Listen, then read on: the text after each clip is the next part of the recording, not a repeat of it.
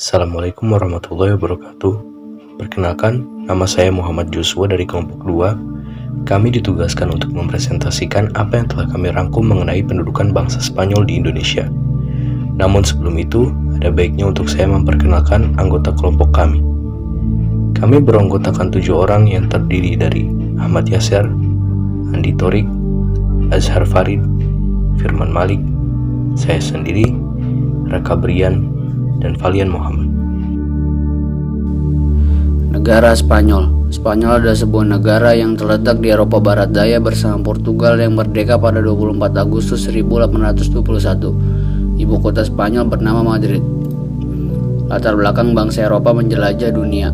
Setidaknya ada 2 penyebab dari penjelajahan yang dilakukan oleh bangsa Eropa, yaitu kalahnya kerajaan-kerajaan Katolik dan jatuhnya Konstantinopel ke tangan Turki Utsmani. Kedatangan bangsa Spanyol ke Indonesia. Kedatangan bangsa Portugis di Maluku diikuti oleh bangsa Spanyol. Ekspedisi bangsa Spanyol di bawah pimpinan Magellan pada tanggal 7 April 1521 telah sampai di Pulau Cebu, Filipina. Rombongan Magellan diterima baik oleh Raja Cebu, sebab pada waktu itu Cebu sedang bermusuhan dengan Mactan. Persekutuan dengan Cebu ini harus dibayar mahal oleh Spanyol, sebab dalam peperangan ini Magellan terbunuh. Lalu ekspedisi Spanyol berpindah di bawah pimpinan Sebastian Elcano untuk melanjutkan mencari rempah-rempah dan sampai akhirnya di Maluku tahun 1521 dan diterima baik oleh Sultan Tidore yang saat itu sedang bermusuhan dengan Portugis.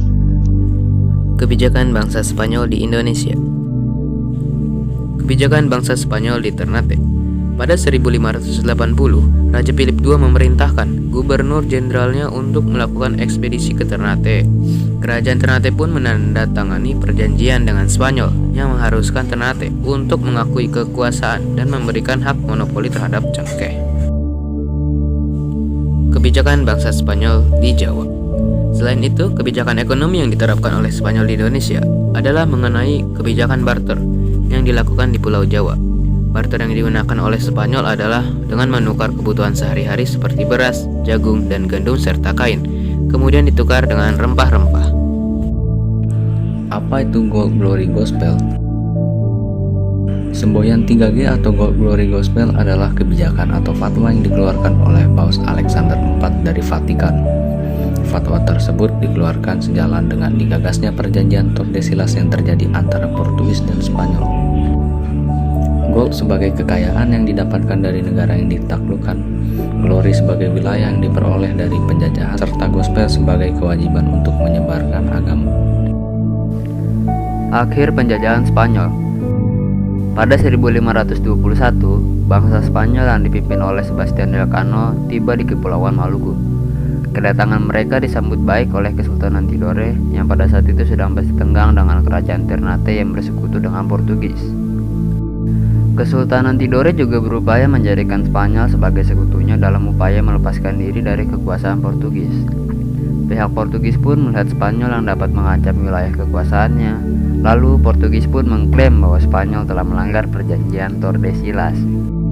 Setelah bersikeras saling mengklaim, akhirnya pada 22 April 1529 Spanyol dan Portugis memilih menyelesaikan konflik dengan melakukan perjanjian Zaragoza yang bertujuan untuk mempertegas perjanjian sebelumnya, yaitu Tordesillas. Dari Meksiko ke arah barat hingga kepulauan Filipina menjadi milik Spanyol, sementara Portugis mendapat wilayah dari Brazil ke timur sampai ke Kepulauan Maluku.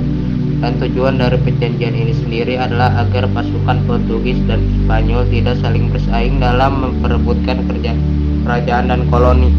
Perjanjian Zaragoza dibuat untuk menegaskan kembali perjanjian sebelumnya, yaitu Tordesillas, di mana Portugis yang lebih dahulu sampai di Maluku sehingga Spanyol harus pindah atau angkat kaki dari Maluku ke Filipina.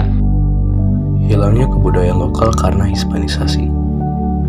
Ciri khas penjajahan Spanyol salah satunya adalah Hispanisasi.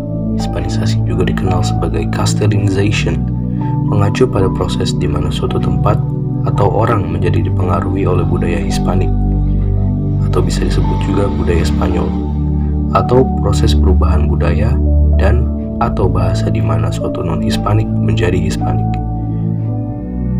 Bisa dilihat dari gambar adalah contoh bentuk hispanisasi yang terjadi di Filipina. Hispanisasi ini juga terjadi di seluruh negara-negara jajahan Spanyol, seperti Meksiko, negara-negara Amerika Selatan, dan Filipina. Bahkan nama Filipina sendiri diberikan untuk menghormati Raja Philip II dari Spanyol.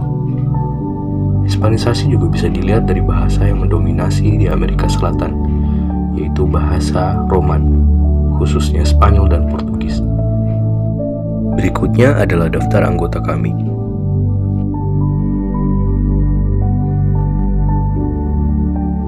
Berikutnya adalah daftar pustaka dari sumber-sumber yang kami rangkum. Juga riwayat hidup dari beberapa tokoh awal penjelajahan bangsa Spanyol.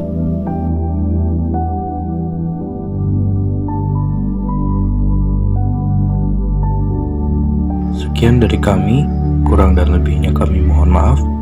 Apabila ada pertanyaan terkait presentasi kami, silakan tulis pertanyaan tersebut di kolom komentar ataupun di grup diskusi. Eso es todo y gracias. Wassalamualaikum warahmatullahi wabarakatuh.